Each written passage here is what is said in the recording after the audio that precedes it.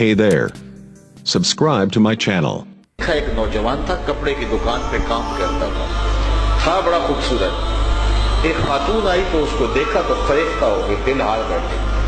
उसने जरूरत से ज्यादा कपड़ा खरीद लिया और गठड़ी बांध करके उसने मालिक के दुकान से कहा कि मेरा सामान ज्यादा बोझिल हो गया है, अगर इस लड़के को मेरे साथ भेज दो तो ये मेरे घर छोड़ आए। मालिक के दुकान उसकी नीयत से आगाह न हो सका और उस नौजवान को साथ भेज दिया। ये उसको अपने घर ले गई। जब वो दाखिल हो गया अंदर तो दरवाजा बंद कर दिया और हयासोज लिबास भी उतार फेंका और उसे दावते गुना देने लगे। तो उस नौजवान ने उसको कहा कि बीवी मैं तेरी ख्वाहिश पूरी नहीं कर सकता, मैं मजबूर हूँ। लेकिन उसने जज्बात को आग लगा देने वाला हर जतन किया, हर हीला आजमाया।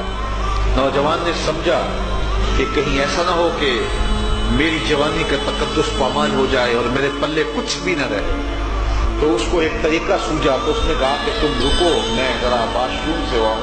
तो वो बाथरूम में अंदर गया, पाखाना करके अपने जिस्म पे मल लिया और इसी हालत में जब बाहर आया तो उस औरत का सारा नशा उतर गया। तो उसने दरवाजा खोल दिया, कहा तू तो कोई पागल शख्स है। तो उसने दरवाजा खोल दिया। वो नौजवान दरवाजे से बाहर आ रहा था और दिल ही दिल में रब का शुक्र अदा कर रहा था, मालिक मेरा बदन गंदा हो गया लेकिन मन तो सुधरा रहा। कायनात का सबसे हसी चेहरा वो है जो जिनसी कालक से माफ।